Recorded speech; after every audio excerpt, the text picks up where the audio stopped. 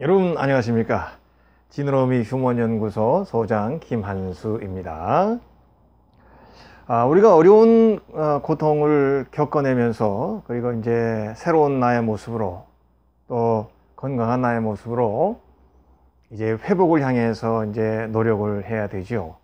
회복은 저절로 이렇게 설설설설 이렇게 다 된다고 얘기할 수 없는 것입니다.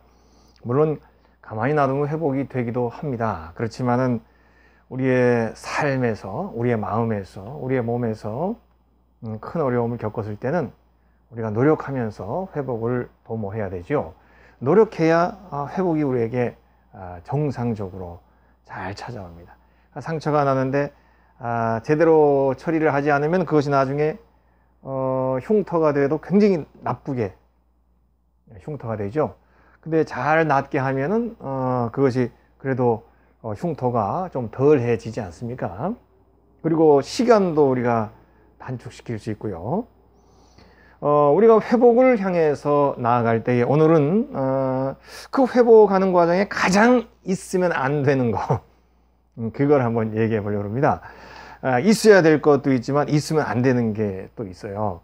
그래서 그 중에서 우리가 이제 원망, 그 다음에 이제 투사라고 하는, 투사는 뭐 독립투사가 아닙니다. 심리학적인 용어 중에 이제 투사가 있는데, 이 원망이나 투사 같은 경우가 우리가 회복하는 데 있어서 아주 치명적인 장애물이 된다. 그거를 얘기해 보고 싶습니다. 우선 우리가 원망을 얘기해 볼까요? 우리가 어려운 일을 당하게 되면 반드시 원망이 생기죠. 원망이 생기죠. 그래서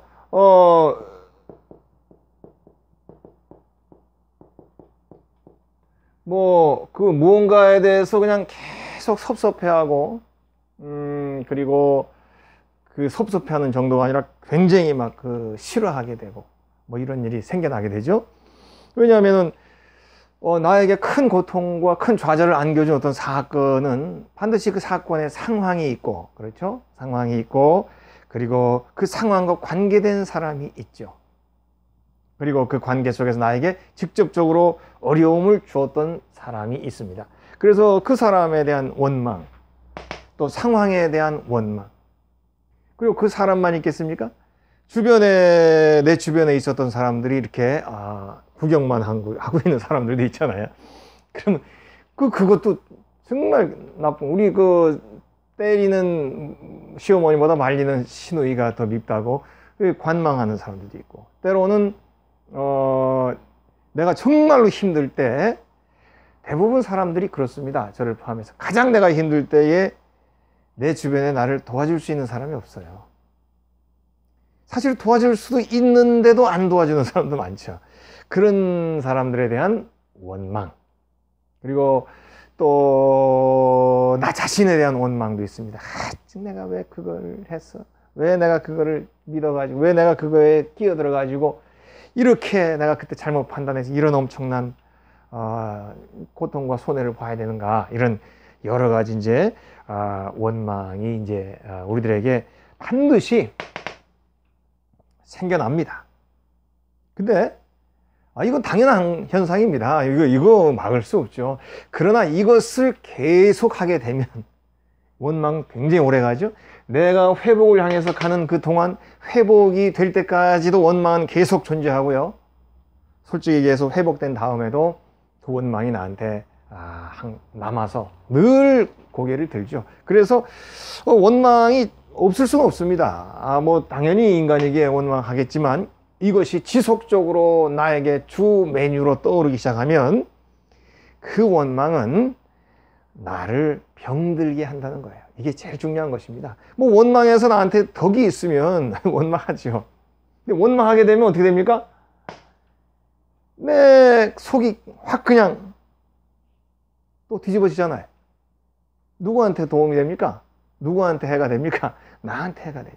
내 속이 확 뒤집어지는데. 그리고 내 마음이 다시 상처와 혼란 속에 들어가죠. 그리고 그 증오, 우리가 이 증오라고 하는 것은 엄청난 에너지입니다.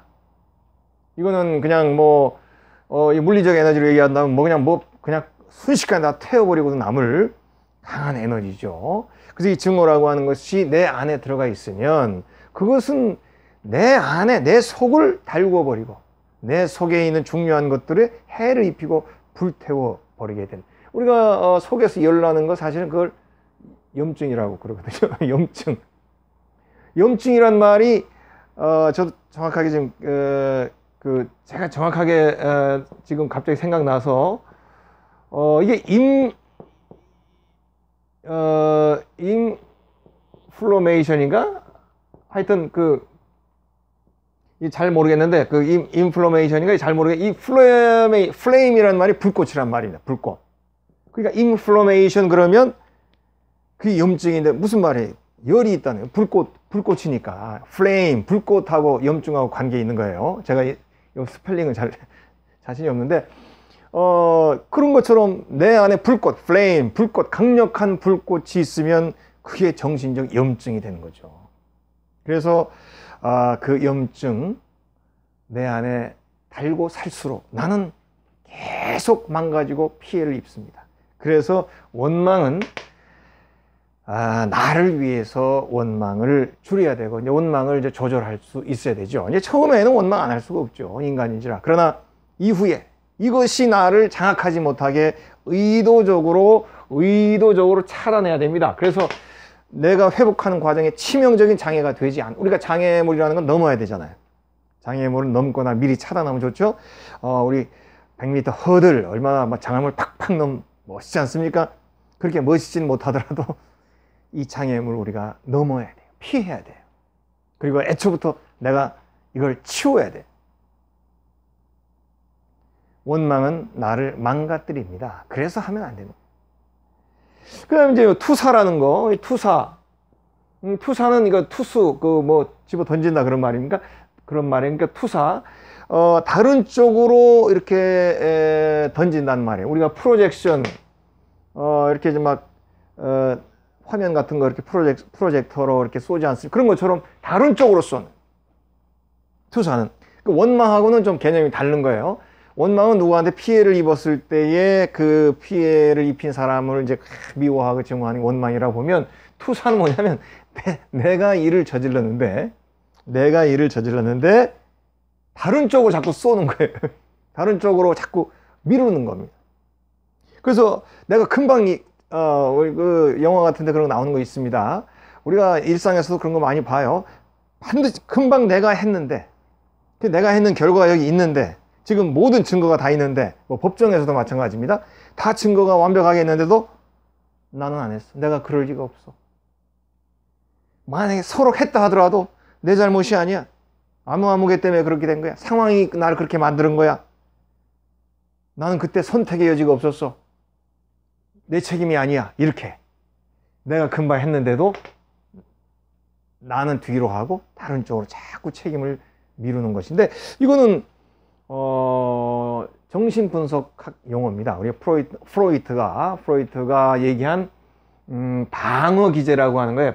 그러니까 방어 기제.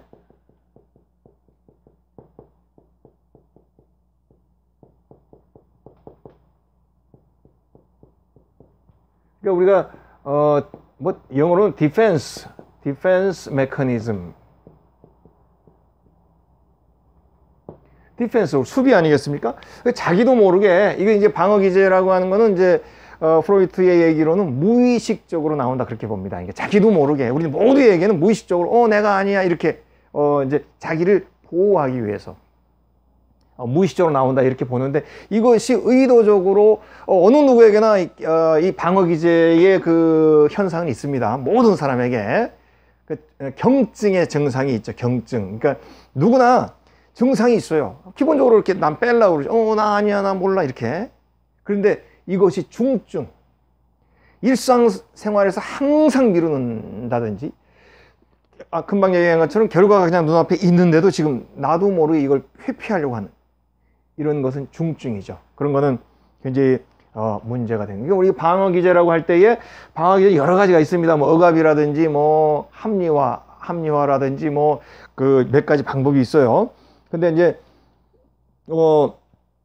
그 중에서 우리가 좀 심각한 거, 합리화라든지 억압 이런 건, 억압은 나도 모르게 막 생각 안 하려고 하는 거. 합리화는 이렇게 나 스스로 자꾸 말을 만들어서 논리적으로 맞게 생각하려고 하는 것이고, 그런 건 큰 문제가 없는 이 투사는 굉장히 심각한 결과가 나오게 됩니다.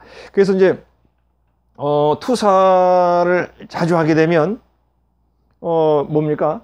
사실은 내 욕구나 나의 불찰로 인해서 내가 이 일을 자꾸 저질름에도 불구하고 그래서 자꾸 다른 쪽으로 이제 미루게 되는데, 이제 그 경증으로서는 뭐 그럴 수도 있는 것입니다. 근데 이거 중증으로 가면 본인의 인격이 파괴됩니다. 나가 없는 거예요. 모든 일에서 잘된 거 외에 안 좋은 일은 거기에 대한 나는 없어요. 모든 인생에 나의 그 최종 책임자, 최종 나 인생을 이끌어가는 키를 쥐고 있는 사람은 나잖아요. 근데 거기에 나가 없어요. 그렇게 되면 회피는 하게 될지 모르나 나 자신의 실제적인 인격과 나 자신의 모든 내면의 힘과 자아가 파괴되는 거죠. 또 중증의 투사는 뭡니까? 계속 남을 미루고 하다 보니까 자기의 의식에도요, 자기의 기억에도 내가 한 일임에도 불구하고 내가 이걸 왜곡해서 이렇게 자꾸 이렇게 다른 쪽으로 이렇게 기억을 돌리다 보니까 자기의 의식 속에서 의도적으로 다른 인격이 왜곡되는 것이죠. 그렇게 저장을 해버리는 거예요. 그러니까 어떤 일을 내가 만들어냈음에도 불구하고 내 기억에는 그게 내가 없어요. 다른 누군가가 만들어낸 걸로 저장이 딱 되는 거예요. 뭡니까? 자기 인격도 파괴될 뿐 아니라 다른 사람의 인격도 왜곡하게 되고 파괴되죠. 그런데 이런 투사가 결국 다른 쪽으로 자꾸 이제 돌리다 보면 이것이 중증으로 가면 우리가 반사회적 인격장애로 갑니다. 여러분 엔티소셜이라고 하죠. 엔타이소셜. 우리 반사회적인 퍼스널리티 디스오더, 인격 장애로 가게 됩니다. 반사회적 인격 장애라는 게 뭡니까? 인격 장애, antisocial personality, 이게 디스오더. 반사회적 인격 장애라고 하는 것은 우리가 영화 같은데 뉴스에도 그런 거 보죠. 어마어마한 일들을 저질렀는데 그 범인은 담담하죠. 저 노르웨이에 수많은 사람 총 들고 다니면서 학살한 사람이 있죠. 지금도 감옥에서 아주 딱 책 쓰면서 인생을 향유하고 있습니다. 그렇게 어마어마한 학살을 자행했는데도 본인은 담담합니다. 그리고 이렇게 어마어마한 일을 저질렀는데 본인은 아주 편안하게 그 사실에 대해서 아주 편안하게 얘기하는, 우리가 이제 보는 사람은 경악하죠. 뭡니까? 반사회적 인격장애라는 것은 책임의식이 없습니다. 금방 내가 저질렀는 그 일에 대한 그래서 내가 누군가를 지금 아프게 하는데도 그 사람이 막 아파하잖아요. 공감을 못해요. 내가 했다는 생각을 하지 못하니까. 그래서 이런 투사가 중증으로 가면, 물론 반사회적 인격장애의 그런 경로는 굉장히 많죠. 수만 가지가 되겠죠. 그 중에 바로 이런 투사가 중증으로 가게 될 때에 반사회적 인격장애로 갈 수도 있는 것입니다. 책임의식이 없는 것입니다. 매사에 크고 아주 작은 일부터 해가지고 큰 일까지 내가 한 일에 대해서 책임의식이 없습니다. 반사회적 인격장애의 모습인데, 이런 것도 사실은 투사에서 생겨나게 될 일도 그런 경우도 많이 있게 되는 것이죠.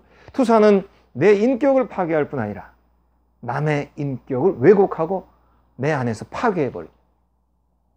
자, 이제 이런 어려운 일들을 우리가 이제 생각해 보면서요, 우리가 큰 일을 겪게 되면, 큰 고통과 그 좌절과 시련을 겪게 되면 반드시 처음에는 너무 힘들어서 막 고통 속에 막 이렇게 힘들어서 그 고통을 견뎌내는 일이 우선이지만 조금씩 회복으로 다시 돌아가는, 다시 시작하려는 과정에서 반드시 이 원망과 투사가 고개를 듭니다. 그리고 우리 마음을 장악하려고 합니다. 그런데 기억하세요. 이것은 우리가 회복하는데 치명적인 장애물이라는 것을. 그래서 내가 의도적으로 노력하지 않으면 금방 휩싸여 버립니다.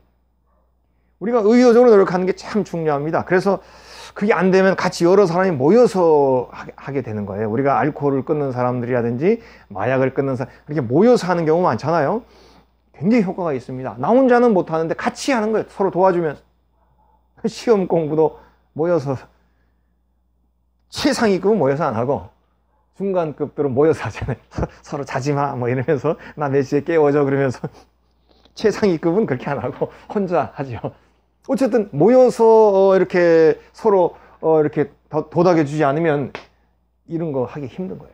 그래서 어쨌든 이런 원망이나 이런 거 투사 같은 거는 내가 나의 그 어려움을 견뎌내고 회복하는 과정에 반드시 내가 의도적으로 이것을 차단할 수 있어야 됩니다. 그래서 의도적인 차단은 좀 어렵지만 저희가 이 강좌에서 여러 번 강조한 뭐 다른 거 부속적인 일들이 있지 않습니까? 항상 내 마음을 바쁘게 한다든지 무언가에 자꾸 몰두해서 일을 자꾸 한다든지 뭐 이렇게 하면서 내 마음이 자꾸 사용이 되어지고 다른 쪽으로 관심을 자꾸 이제 뻗쳐나갈 때에 이런 것들이 고개를 들지 않아요. 그런데 하루 종일 천장만 쳐다보고 있다고 생각해 보세요.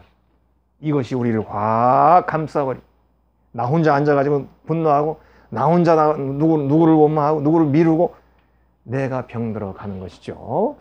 자, 우리가 이제 마지막 한 가지만 더 강조하겠습니다. 그렇다면은 정말 이거를 이길 수 있는 길은 없을까?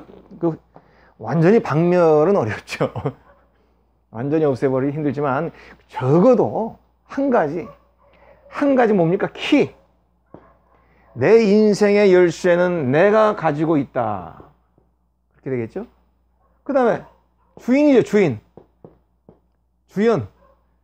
이거 역시 나죠. 내 인생의 주인은 나이다. 내 인생의 주연은 나다. 누가 나에게 어떤 해를 입혔든지 간에 그것이 중요한 것이 아니에요. 결국은 이것을 내가 해결해야 되는 것이고 내가 이것을 극복해야 되는 것이고 그리고 내가 이것을 이겨낼 수 있는 키를 갖고 있는 유일한 사람.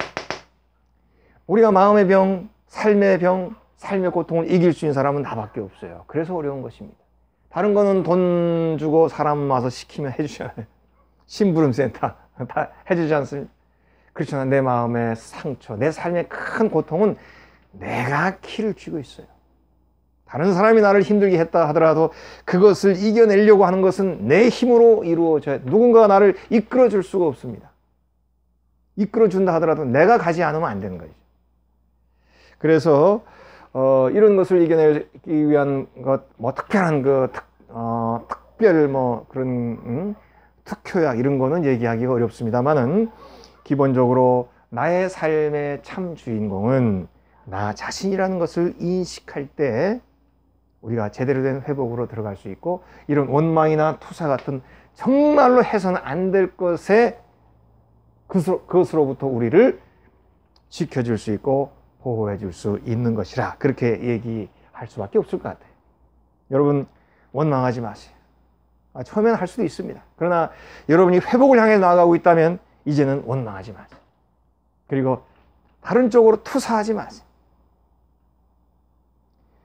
내 인생의 모든 주인은 나요. 그리고 내 삶에서 일어나는 모든 일은 나의 운명이요. 내가 책임져야 할 일이라는 것을 항상 우선으로 생각해야 돼요. 우리가 아무리 억울해도요, 내가 누군가를 원망하고 어떤 상황을 원망하고 나를 도와주지 않았던 누군가를 원망하는 한 나에게는 회복이 다가올 수가 없습니다. 오려고 해도 계속 들어올 수가 없습니다.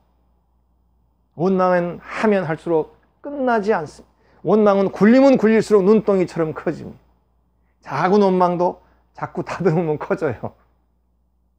원망을 키워서는 안 돼. 원망은 눈덩이입니다. 굴리면 커집니다. 작을 때 원망을 무시해야 됩니다.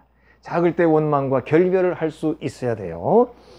원망은 나에게 전혀 도움이 되지 않고 나를 망가뜨리고 나를 파괴시키는 것이기 때문에 원망을 멀리하고 내가 발로 차버려야 되죠.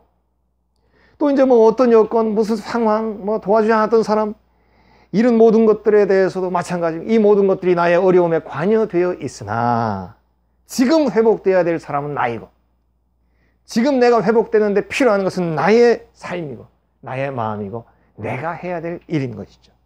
그래서 저희가 뭐 여러 강좌를 엽니다만 특별히 우리가 어렵고 힘든 내가 fail 넘어졌을 때에 내가 회복되고 일어나기 위한 그런 여러 가지 이야기를 할 때 제가 저희들이 항상 중심적으로 강조했던 것은 내 인생의 주인은 참 주인은 나밖에 없다.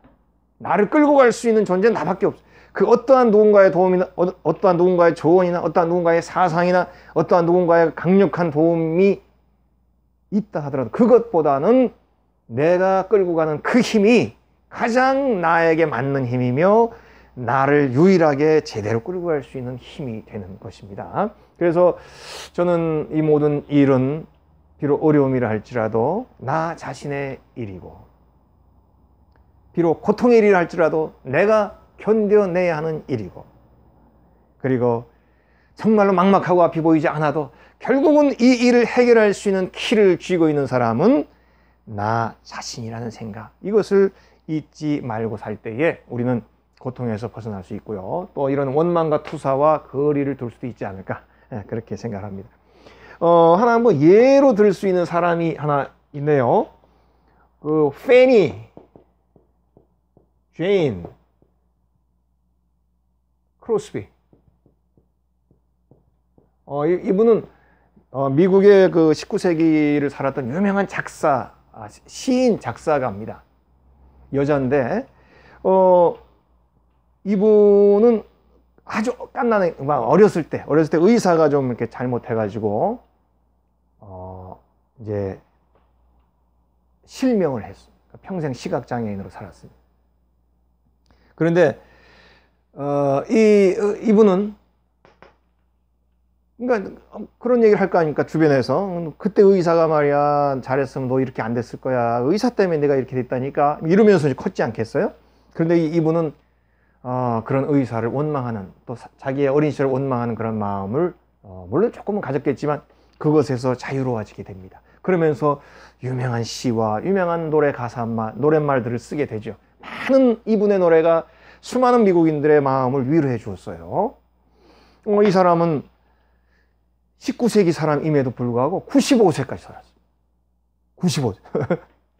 19세기 평균 수명이 얼마인지 아세요? 40대입니다. 19세기에 40대 끊으면 그냥 무난하게 사는 거예요. 전쟁 나고 그러면 이게 더 내려갑니다. 이 숫자가. 40대에 왔다 갔다 할 때 이분은 95세까지 살았어요. 뭡니까? 그의 마음이 얼마나 편했으면 저렇게 오래 살겠어요. 마음의 원망과 이런 게 있으면 절대로 오래 못 삽니다. 근데 더 중요한 것은요, 이 사람이 죽은 다음에 의사들이, 전문가들이 다시 이 사람의 사건에 대해서 어린 시절에 대해 조사해 보니까 의사의 과실이라기보다는 사실 이 사람이 타고났다는 것입니다. 그 시각장애적 그 요인을. 여러분, 이거 웃기지 않습니까? 만약에 이분이 평생 내가 시각장애인 된 건 의사 때문이라고 원망하고 살았다면요, 그 원망이 전혀 방향이 없죠. 의사가 잘못한 게 아니니까. 물론 그 당시에는 다 의사가 잘못했다고 생각했지만 지금 전문가들이, 의사들이 판단해 보면 이 사람이 타고날 때부터 이런 그 시각장애의 요인을 갖고 태어났다, 이렇게 본다는 얘기예요. 근데 본인은 이것을 넘어섰고 원망이나 투사에서 자유로워지면서 아름다운 시를 많이 만들고 즐겁고 유쾌하게 우리나라에도 시각장애인 중에 굉장히 아름답게 사는 분 계십니다. 실로암 안과병원이라는 김선태 원장님이라는 분 계세요. 이분도 연세 많이 드셨는데 이분도 시각장애이시거든요. 그런데 그 병원 원장으로서 그 병원을 지금 뭐 몇십 년 동안 그 병원을 잘 이끌고, 본인은 시각장애이지만 많은 사람들을 사회 각층에서 이렇게 기부를 받아가지고, 이분 유명하니까 그 개안 수술도 많이 해서 많은 사람들이 빛을 봤어요. 본인은 평생 시각장애인으로 살면 지금도 사시는데 연세 많이 드셨습니다. 이런 그 훌륭하게 이렇게 사는 분들, 시각장애인 분들이 많아요. 근데 만약에 페니 제인 크로스비가 그 의사를 원망하면서 살았다면 그 좋은 시도 안 나왔을 뿐더러 알려진 것이 의사가 잘못한 게 아니네, 이렇게 세월이 지나 보니까. 얼마나 중요한 일이, 얼마나 의미가 이 안에 있습니까? 서로 내가 정말 억울해서 원망할 수도 있겠지만 내가 잘못 생각하고 원망할 수도 있는 것이에요. 그런데 그 원망은 우리에게 도움이 안 되는 것이에요. 그래서 원망을 멀리해야 되는 것입니다. 우리가 어떤 어려운 일을 만나더라도 또 어떤 사건, 상황을 만나더라도 때로는 정말 나쁜 사람, 나에게 나쁜 해를 끼친 사람을 만나서 큰 상처를 입게 된다 하더라도 내 인생의 최종 담당자는 나 자신이라는 것. 나의 상처에서, 나의 병에서 나를 구할 수 있는 존재는 오로지 나밖에 없다는 것. 이거가 우리가 나를 회복으로 갈 수 있게 하는 그러한 안내 지침이 되지 않을까, 가이드가 되지 않을까, 혹은 지렛대가 되지 않을까, 이렇게 저는 생각을 해봅니다. 우리가 교통사고를 접하게 되면 옛날에는 정말 80대 20 이런 게 많았죠. 분명히 누가 와서 꽝 박아가지고 미안해요, 제가 다 해드릴게요 하고는 넘어갔는데 결과는 80대 20, 90대 10 이렇게 나오는 경우 많죠. 그거 옛날에 방송에 나왔습니다. 분명히 이 사람 잘못했는데도 이렇게 조금이라도 이쪽이 부과하면 보험사끼리 서로 간에 이렇게 상부상조도 되고 다음에 봐주고 이렇게 된다는 거예요. 그리고 요 20이든 12든 넘어가면 어떻게 됩니까? 나한테 피해가 가지 않습니다. 이런 엄청난 사기가 옛날에 많았어요. 근데 요즘은 80대 20이 잘 없답니다. 왜냐하면 왜 없을까요? 블랙박스가 있으니까. 요즘은 100대 0이 나오는 거. 블랙박스에 있으니까 100대 0이 나오는 거예요. 그래서 100% 상대방의 과실이 이제는 인정. 옛날에는 증거가 없으니까 두루뭉술하게 분명히 저 사람 잘못했는데도 20% 10%를 나한테 부과하는 거예요. 지금은 그런 일이 이제 없어졌습니다. 블랙박스만 있으면. 교통사고는 100%의 상대방 과실로 내가 다 보상 100% 받을 수가 있습니다. 그런데요, 삶에서 얻게 되는 상처는, 교통사고는 100% 보상받을 수 있지만 삶에서 얻게 되는 상처는 보상받을 수가 없습니다. 우리가 민사소송 걸어가지고 정신적인 손해 이런 거를 배상받을 수는 있겠지만, 내가 내 인생이 망가지고 내 인생이 힘들어지고 내가 너무나 큰 좌절에 빠지게 한 그런 엄청난 고통에서는 우리는 결코 보상을 받을 수가 없어요. 남 때문에 내가 상처를 입었어도 보상받을 수가 없는 게 삶의 고통인 것입니다. 그래서 보상받을 수 없기 때문에 원망이나 투사는 막연할 뿐이요, 보상을 결코 받을 수 없는 일이기 때문에 원망과 투사에는 열매가 없어요. 열매가 한 가지인데 뭡니까? 나만 자꾸 망가집니다. 나만 자꾸 병들어버려. 그게 원망과 투사의 결정적인 단점입니다. 이것에는 결과가 없습니다. 이것은 나를 힘들게만 하고 나를 더욱 분노만 하게 만들고, 그리고 나를 회복하는 데에 치명적인 장애물로만 계속적으로 존재를 한다는 것이에요. 여러분, 그래서 어렵고 힘들수록 내가 나의 삶의 참 주인이라고 하는 거 반드시 마음속에 품으시고요. 결국 내가 건강해야, 내가 큰 의지를 가져야 내가 회복으로 갈 수 있다는 거. 그리고 어떠한 일이 내 과거에 벌어져서 내가 어떻게 힘들더라 하더라도 회복하기 위해서는 내가 책임지고 내가 가야 되고 내가 나를 이끌어야 된다. 바로 이 소중한 부분에 대해서 우리가 꼭 놓치지 않고 모든 우리들에게 부과된 어려움들을 우리가 잘 좀 견뎌내고 또 회복으로 갈 수 있었으면 하는 마음, 이 시간 여러분들에게 꼭 전달하고 싶습니다. 예, 오늘 강의는 여기서 마치겠습니다.